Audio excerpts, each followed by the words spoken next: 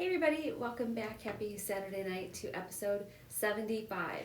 Yeah, that's a little crazy. It is kind of crazy. Our experiment of doing something in quarantine and starting this channel, we've kept with it. So That's true. it's very exciting. My hair's like all poofy. I actually just sprayed static guard in my hair.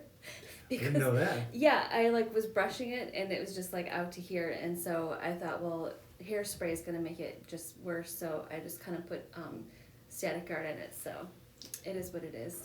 There's too much static. So much static. I think I don't think we talk enough about the static electricity crisis Yes. happening in the world, since everything is made of artificial fibers now.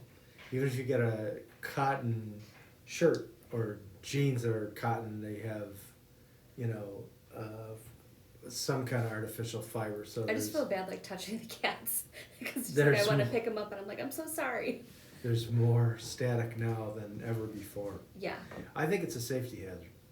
Okay, so I'm just gonna tell a fun fact. So the other night when we were going to bed, I had like a soft kind of pajama top, and when I put the sheet, it was literally like you could see the sparks from it. It was like a tiny universe. It was, Under and I was the like, covers, I really under the wanted to sheet. just be like and do it really fast just to see what it looked like with all the things, but Might have made it, it probably would have made it worse. or it might have made it dissipate. I don't know. Yeah, and then I was like, can I get a recording of this? Will it show up in the dark? I don't even know. I just think there's too much static in the world. I might know a piece of music that information that you don't know. Oh, there's lots of music information that I don't know. So Except I do know that. okay, shoot. I saw it yesterday. We've told you that So- we've seen Southside Johnny several times, and we have. Well, do we have a rain check or whatever happened to that? I don't know if we actually have a rain check. We were supposed to see him, the band, with the Jukes, in May, and then it got put over to September, but it didn't happen in September. Yeah, so I don't think that's coming back. So- Maybe we'll catch them the next time. But it's an amazing band if you ever get a chance to see The them Godfather live. of New Jersey's Insane. soul R&B. They're doing an album of Tom Waits songs that's coming out in March. So I thought that was kind of fun. That is pretty cool. Although I will say I had forgotten about it. I did see it yesterday. Okay.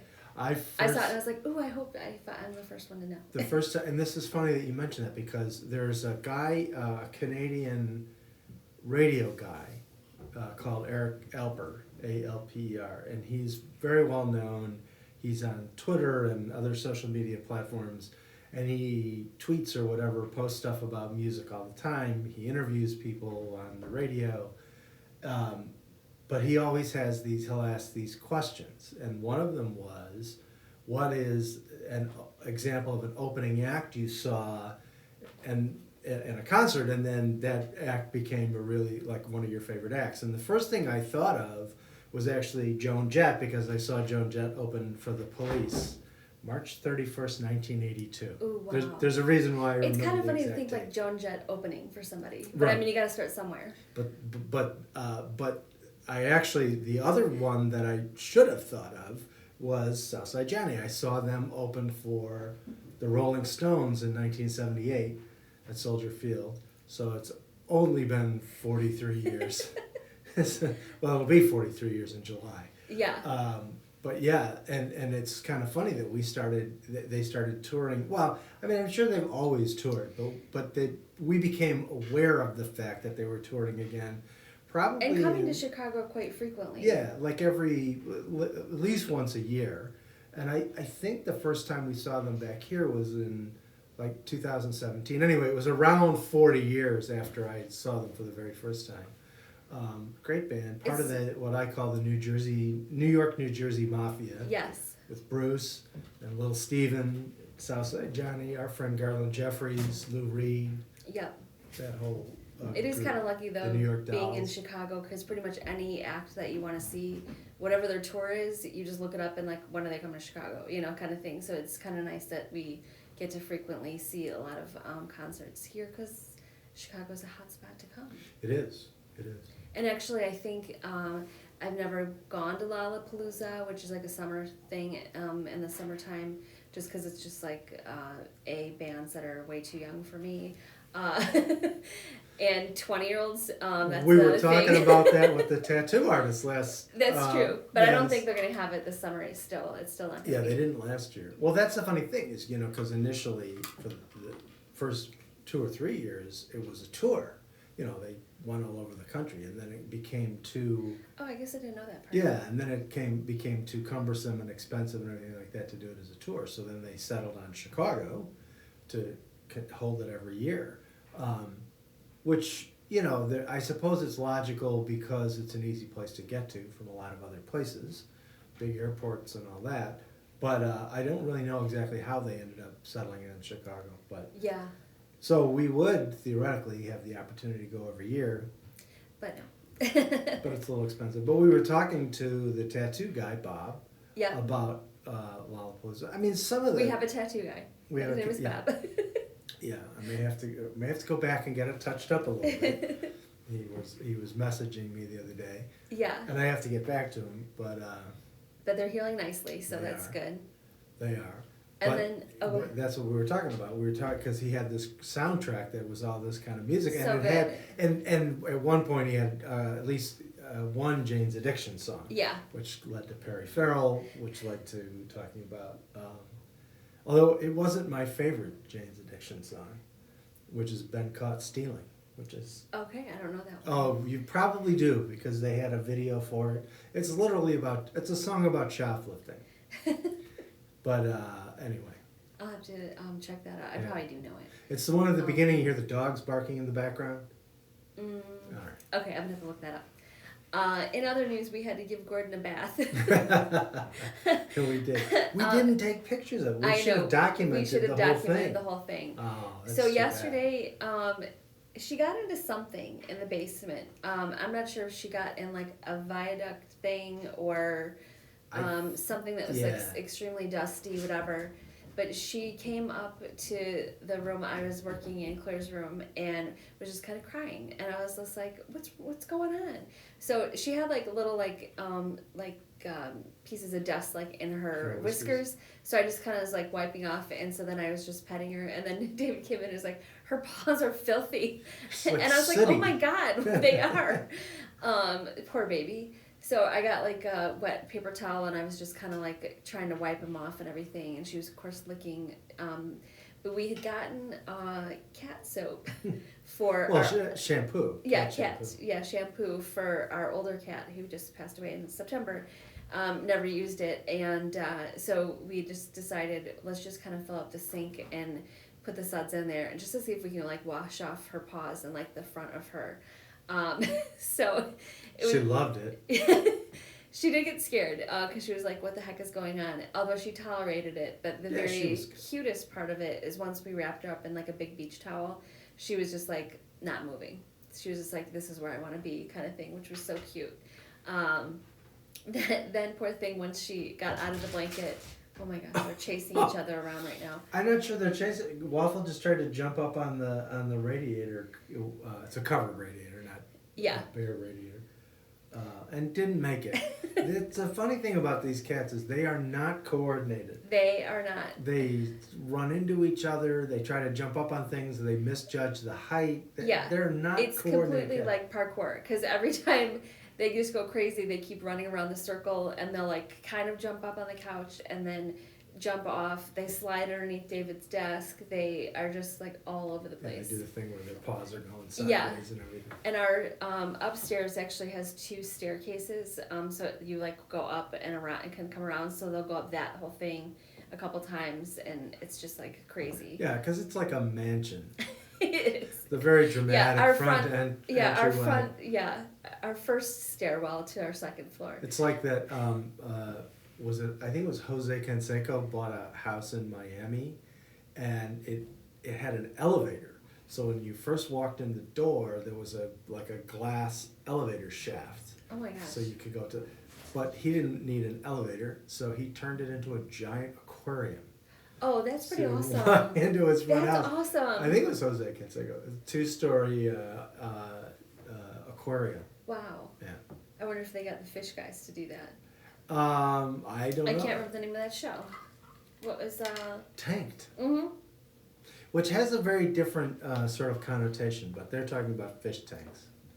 The people who are on Two- that show are two kind of guys from crazy, New York. but I did like watching it just for all the variety of fish and just how outrageous some of the fish tanks that people wanted are. I understand maybe you don't want to deal with the winters in New York, but I don't know how you move from New York City to Las Vegas. No. That I don't quite get. Yeah.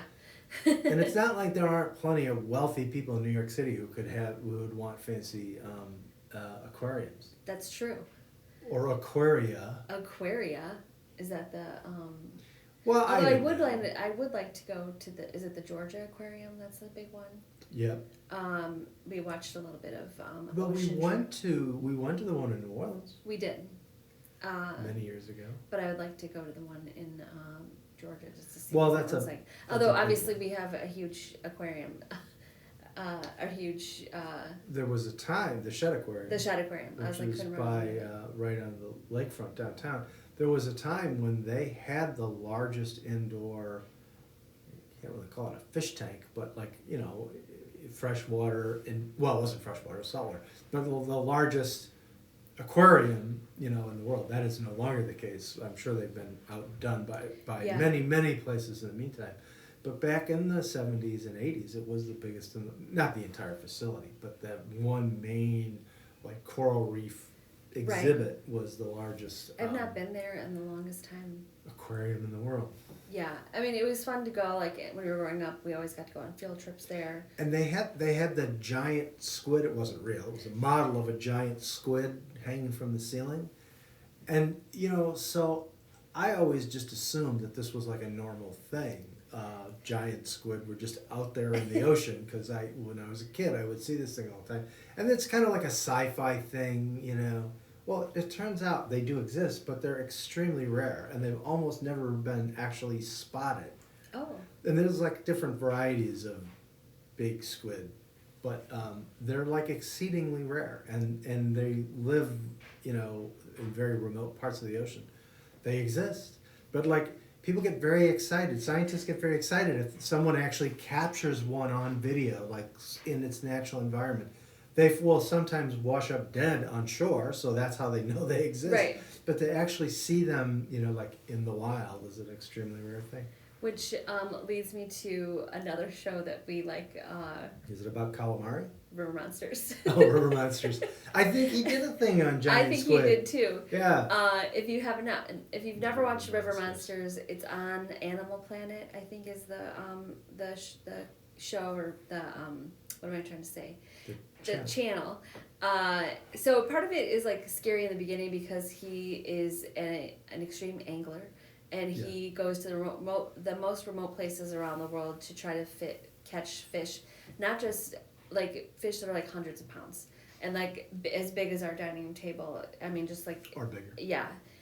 So it's kind of insane, but it always like the preface is there's been like somebody passed away from being eaten Someone by went missing, some kind of someone got fish. eaten. And so then he's like a detective, and he's like, no, it can't be this kind of fish because their teeth are too small, or they have no teeth, or their mouth isn't big enough, or whatever. So After a while, it seems like he only ever finds like 2 or 3 varieties of fish. They just keep showing up in different places around the world. right. You're like, Are oh, they yeah. like placing there? Yeah.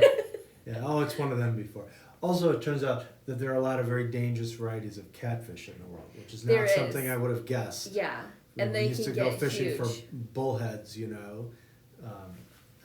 not like I did a lot of fishing growing up, but I got to go fishing with my grandfather growing up, but it was kind of like, I would catch something that was that big and I'd be excited about it. Until they stocked the public pool. They used to do that. That's true. Put trout in the public pool in the fall so people could what do Go they fish call it. There was a name for it. There's definitely a name for it. I Yeah. don't know what it is. I never did that. I wasn't aware of it growing up, but it did happen. They used to do it. They used to do it in the local public pools in the fall. Well, I would always see people on the Riverwalk in Chicago fishing, and I'm like, A, what's in there? Like that you can catch, and B, like, is it something you're actually going to Well, eat? Because I think it would be really gross. It's certainly cleaner than it used to be. That's what the old Mayor Daley, not Richard M., but Richard J. Daley, passed away in like 1976 or whatever. But he was the original boss in Chicago. Well, not really the original boss, but the original boss in our lifetime. Right. And he would always say that, you know, someday they were going to clean up the river so you could go and catch your lunch, go down to the river. And so there was this bizarre underground flood in Chicago. It's a very bizarre story. I think we may have even talked about that once before. I don't know if we did. It was in 1993. Anyway, so just so you know, like most of downtown Chicago is actually built on 2 levels. So it's raised up above what would normally be the ground level. And there, in the old days, there were these underground tunnels that connected a lot of the buildings downtown, so they could transport, you know, coal for the furnaces and other, you know, equipment and supplies. They didn't have to take them on street level. And so one year, I think it was 1993. It was. Some company was doing some renovation work by one of the bridges over the Chicago River. They had a barge and they were driving pilings into the river bed, only they accidentally breached one of these old tunnels that was very close to the edge of to the bank of the river. And it flooded a good part of downtown Chicago, but the flood was underground. Yes. So, you know, and no one really knew how it was going to affect buildings with elevators and parking, right. You know, underground parking and stuff like that. So they kind of shut down the loop and everybody had to go home. And the only evidence of the flood was that you would see, you know, water being pumped out of the basements of these buildings out onto the street. Yep. But in the state of Illinois building in downtown Chicago, there's a concourse level below grade that has like a food court and everything like that, and access to the subway and things like Yep. that. And that flooded. And so there was a reporter from one of the networks. You know, it didn't fill all the way up. The water receded, but there were some fish on the floor. And I can't remember who the reporter was who picked up one of the fish and said, you know, this was Mayor Daley's dream, that you'd be able to catch your lunch. And here we are. Yeah. And actually that day that flood happened, I was working at a hotel downtown that had 17 floors. I was off that day, but had I worked that day, none of the elevators worked, Right. so they had to walk people and their luggage all the way down. That's what they did. To the stairs. So I really lucked out that I didn't have to work that day because it would have been a disaster. I had to walk down 28 flights. Okay, so did it also? It also went into like the pedway. I think so. Okay. Yeah, and they shut down the subway. So where we live. Oh, that's right. We're near one commuter train or L line that goes into the loop. It's above ground. Well, it's not really. You'd have to see it. It runs along the median of the Eisenhower Expressway, but that's actually below ground. But regardless, it's open air anyway. Yes. But when it gets towards the loop, it goes lower and goes into the subway. So they shut down the subways throughout downtown Chicago. So if you were taking the L from Oak Park, you'd go most of the way in, and then you'd have to get off the train, go up to street level, get on a bus, take a bus into the loop. Yeah. And that went on for months. It happened in the springtime, I think. It was definitely the springtime, because it was obviously the year that we met.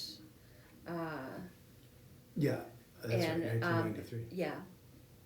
And I remember my times. dad calling me at work saying, "Why are you still in the office? You should leave." And it was so strange because you really didn't see any evidence of it. This big like crisis, sort of like a natural disaster, only you couldn't see it because it was underground. Yeah, and you're like, what are you talking about? But they were afraid that elevators wouldn't. Yeah, so all the big office buildings in the loop, they shut down the elevators and you had to walk.